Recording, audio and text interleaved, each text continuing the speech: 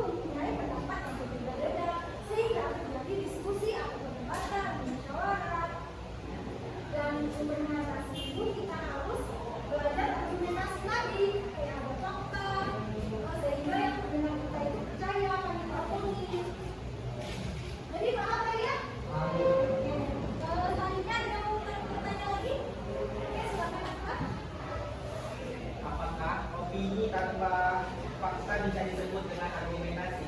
Apakah opini tanpa fakta bisa disebut argumentasi? Itu bisa, tapi juga benar. Karena apa? Yang seperti Ibu bilang, kalau kita ngomong nggak ada bukti, namanya apa tadi? Kita juga tidak percaya kan? Makanya argumentasi itu pengertiannya udah jelas. Pendapat yang disukai data dan fakta sehingga mempengaruhi pembaca pendengar untuk mempercayai yang kita omongin. Jadi itu belum termasuk argumentasi. Sehingga pembaca kurang mengerti apa yang kita omongin tadi. Setuju atau tidak mereka kurang setuju karena ada fakta tadi. Paham juga? Saya selalu lihat omongannya, silakan tadi. Kenapa dalam teks argumentasi itu kalau fakta sangat penting dicantumkan sini? Mengapa dalam argumentasi itu fakta sangat penting? Seperti yang kita jelas bicarain tadi, fakta itu supaya orang lain mempercayai kita. Jadi kalau kita ngomong kata ya kita mikirnya ini orang bohongan, bohong, itu kan. Jadi kita itu penting kalau kita berargumen. Kalau cuma kita ngomong-ngomong doang, kalau ada fakta itu berarti mendapat diri kita sendiri. Nah ya, nggak semua orang setuju. Nah jadi dari materi yang Ibu sampaikan tadi sudah ada yang paham semua? Ya, berarti paham ya? Ini ada yang tahu tentang teks argumentasi. Problemnya menggunakan praktek di sekolah. Yang ada Ibu akan membagikan 3 tim, ada tim pro, tim kontra, dan tim tengah. Tim pro itu tim yang setuju sama topik yang disampaikan. Tim kontra tim yang menolak atau tidak setuju sama topik yang disampaikan. Dan tim penyangga adalah tim di antara tim pro dan tim penyangga di tengah-tengah kayak memberikan solusi. Tidak setuju, tidak setuju, memberikan solusi dua-duanya. Misalnya kayak penggunaan HP di sekolah. Tim pro pasti setuju sama topik itu. Dengan memberikan alasan untuk mencari informasi dan tim kontra yang tidak setuju pasti menolak dengan memberikan alasan karena nama itu mengganggu pelajaran. Dan tim penyangga memberikan tenang, iya solusi. Kalau memberikan pendapat yaitu boleh digunakan sesuai aturan sekolah. Jadi paham? Kalau setiap itu akan tugasnya? Oke, jadi Bapak membagikan tim, yang ini tim 1, tim apa? Tim pro. Setuju ya? Dan ini yang tim kontra. Kontra? Tahu tim kontra? Menolak atau tidak? Setuju. Dan ini tim penyangga. Memberikan solusi.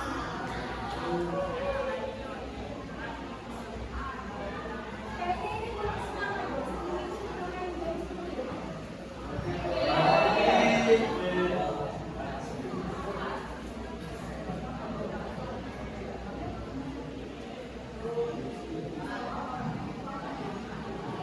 Ada sendok?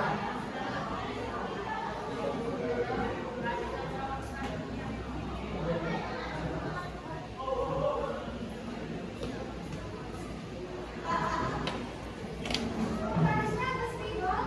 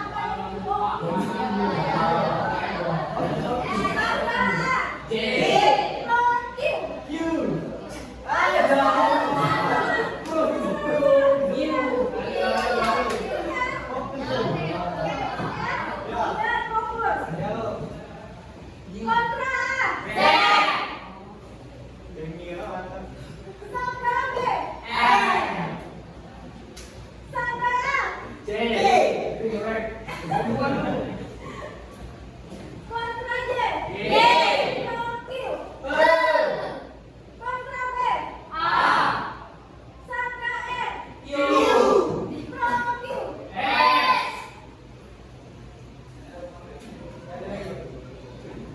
Satu lagi. Kontra A. Kontra S. Q.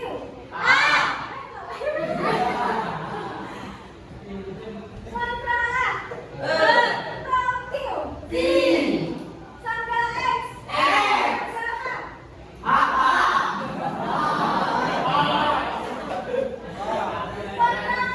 A. Kontra B. Pro Q.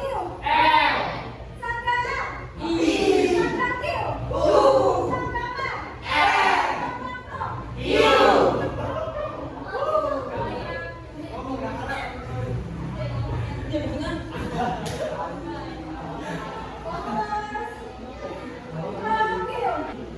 Bagi aja, karena kelompok dua yang menang, kelompok tiga dulu.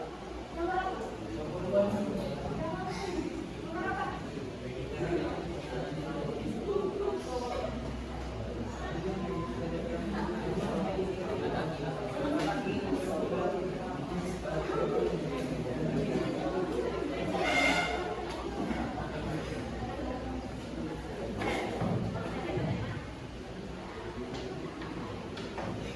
Oke, silakan maju. Menghadap ke depan.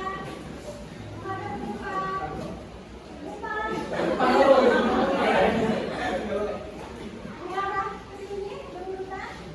Yang lain menghadap ke belakang. Ambil bersama. Udah boleh sebut deh. Kalau pernah gue enggak gimana? Iya. Ini sudah malam. Pernah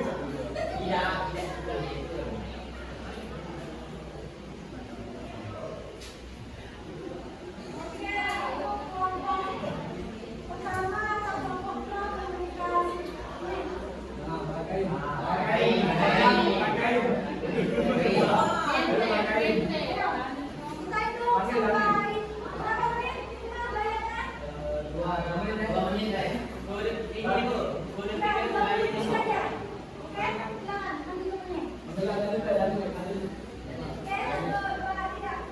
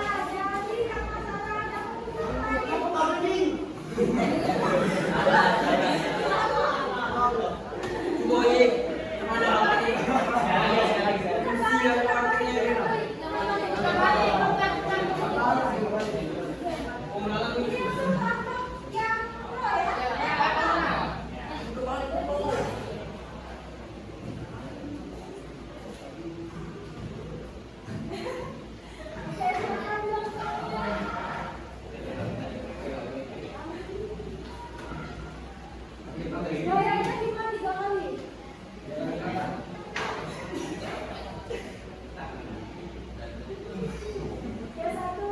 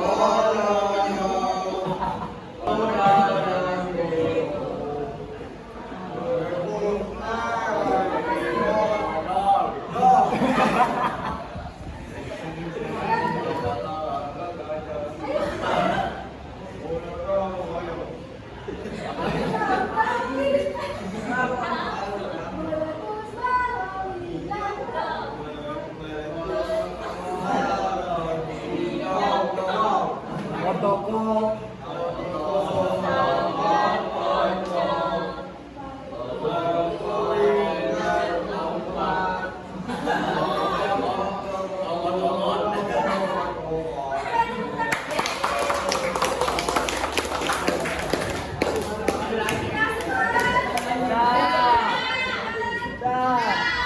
siap tugasnya? Iya. Masih pelajaran tadi? Masih. Oke, Ibu akan memberikan LKPD dikerjakan berkelompok ya. Iya. Jangan lupa video tadi ya. Iya. Durasi 30 menit. Jangan dari sekarang.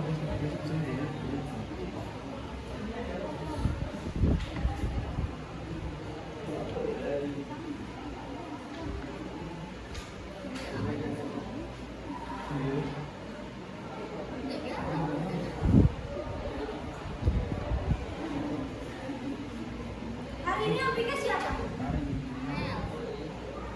Tolong dihapus teman-teman.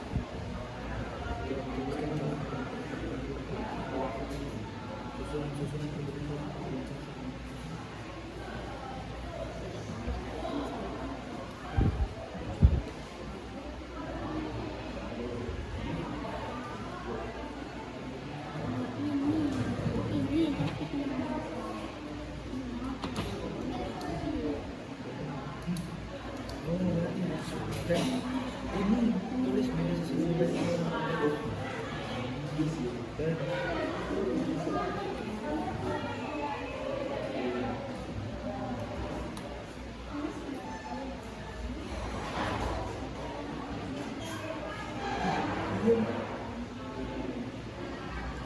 Diskusi. Ya, tesis tuh yang nanti diskusi tadi kita menulis.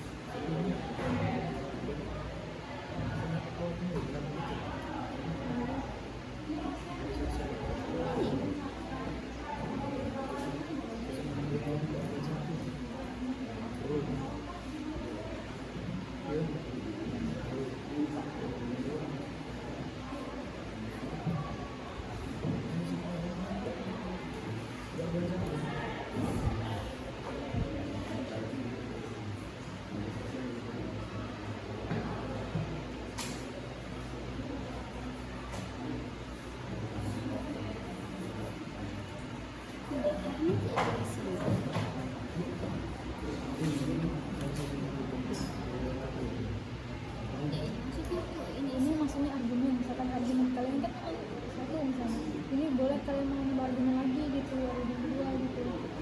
Kalian kan tim pro kan ini. Nah ini kan topiknya ini. Kenapa kalian pro sama topik ini, setuju sama topik ini? Kalian tulis pendapat di sini. Kalau nggak muat, misalkan mau ada 3 pendapat, kalian tambah di sini. Hah? Nggak apa-apa, asalkan ditulis juga kenapa pendapat ini, contohnya apa, dan penegasan tadi. Kenapa pendapat ini harus disetujui gitu, penegasan ulang. Oke. Oh, ada. Yang kosong kan?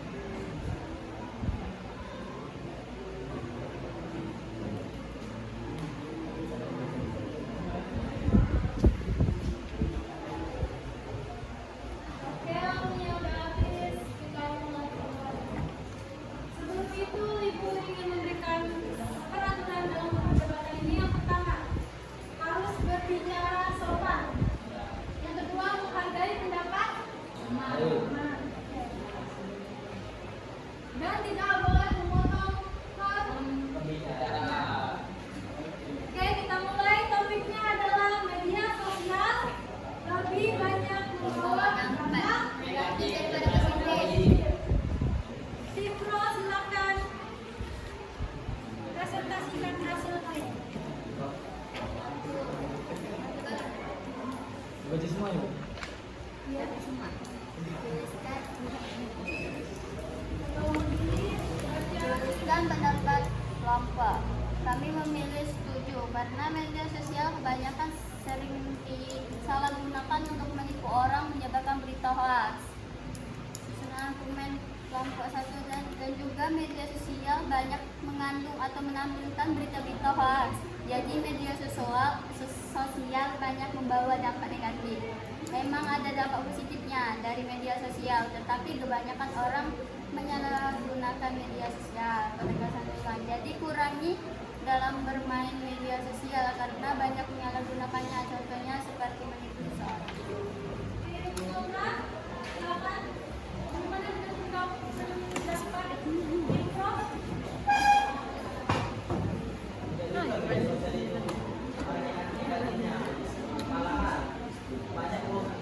Banyak dampak positifnya yang bisa kita ambil dari media sosial, karena media sosial itu merupakan platform mencari informasi yang belum kita ketahui, sehingga kita bisa mengetahui kejadian apa yang terjadi di belakangan ini, dan media sosial itu bisa menjadi tempat membantu pelajaran yang kita mengerti. Dan juga media sosial itu mempermudah kita untuk berkomunikasi. Nah, contohnya seperti di media sosial banyak materi-materi pembelajaran yang bisa kita pelajari. Dan di media sosial juga banyak informasi-informasi yang beredar dan tidak kita ketahui.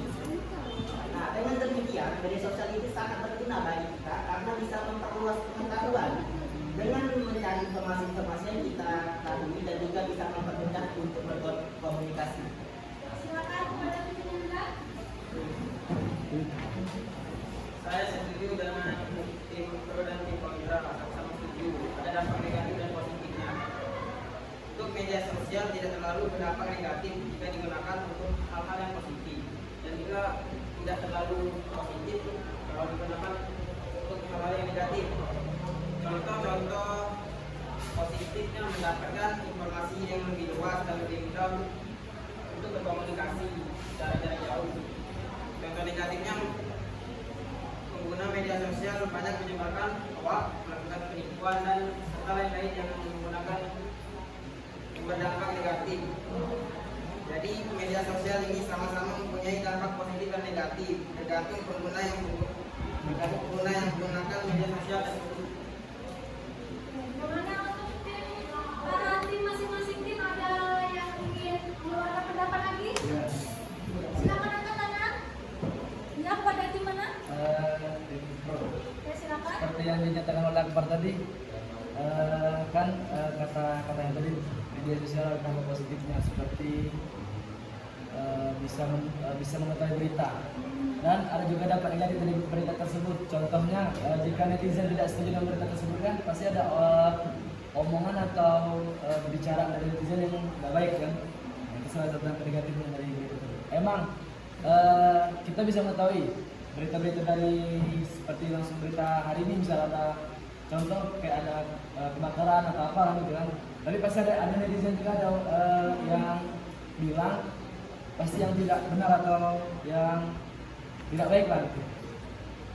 Ya, silakan kepada tim kontra. Ya, saya agak setuju dengan pendapat kalian. Di samping ada dampak Pada tim positif. kontra nggak boleh setuju karena tim kalian tidak. Silakan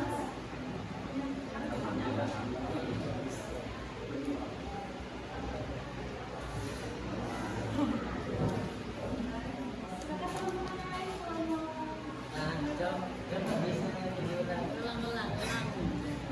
Agak lupa saya.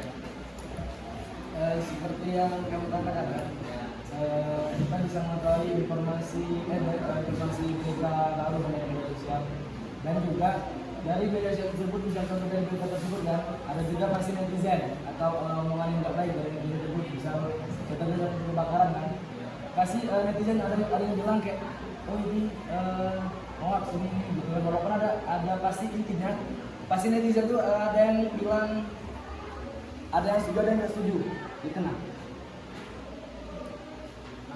Bagi saya sih tidak juga. banyak informasi-informasi yang beredar di internet itu ada yang fakta.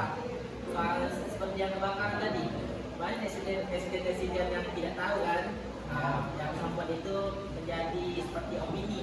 Tapi sebenarnya itu kejadian asli yang sudah diedarkan oleh pemerintah atau dari informasi yang sudah ada seperti Kemendikbud apa itu Kompas sudah memberikan informasi yang jelas bahwa setelah ada kebakaran di kejadian ini di daerah tersebut, berarti itu termasuk informasi yang sudah terkait fakta, tidak ada lagi opini. Kenapa netizen bisa menyalahkan itu sebagai opini pendapat? Nah, Sudah selesai dengan timnya? Gimana timnya, Kak?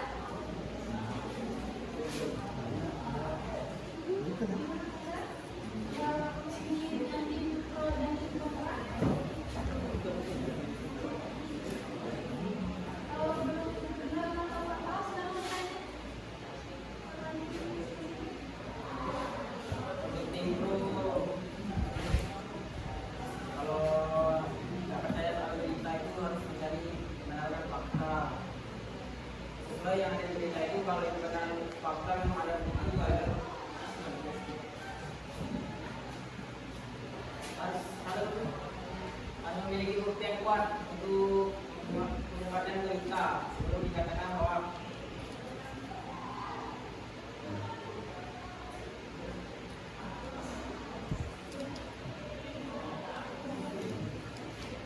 Ada lagi yang mungkin belum dapat?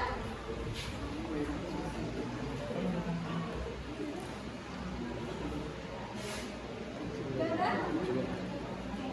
Jadi dari ini perdebatan kita topiknya tadi adalah media sosial lebih banyak membawa dampak negatif daripada positif.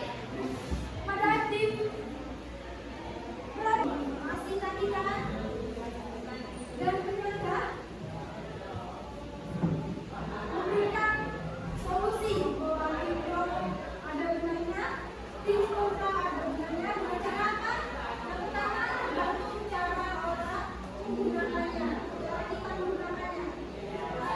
Kedua, sebelum kita mendapatkan argumen hoax atau palsu, kita perlu memfilter bahwa ini akan memberikan pilihan lain. Jadi, kesimpulan dalam diskusi ini adalah tim pro bisa dikatakan menang dan tim kontra yang kedua negatif.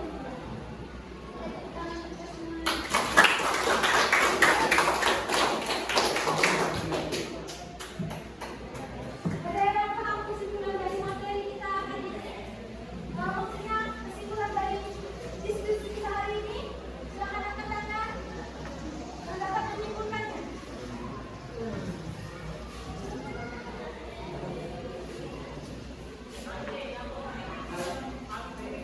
Kesimpulan dari diskusi kita.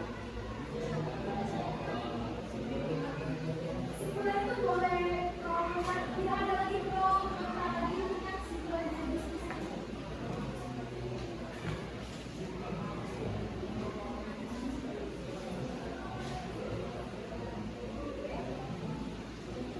Ada Pak? Ya, silakan ya. Jadi dari kesimpulan diskusi tadi kita bisa melihat bahwasanya dari sosial juga ada yang keluar dan ada yang dampak positif. Seperti yang dikatakan oleh Bapak Andi tadi, ada dampak negatifnya, ada contohnya ada penipuan, ada penggunaan hoax, dan lain. Terus ada juga dampak positif yang dijelaskan oleh kelompok kontra. Yaitu dampak positifnya yaitu bisa memberikan informasi baru dan juga dari media sosial ini kita bisa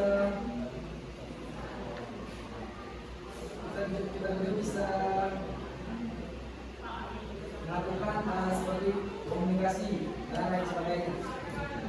Jadi kesimpulannya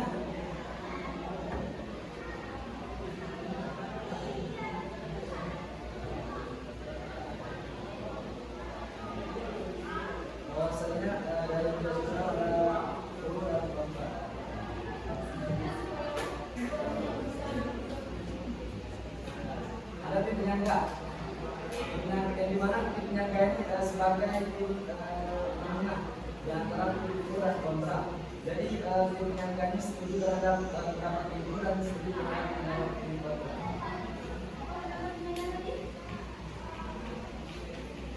Pendapatnya solusi dari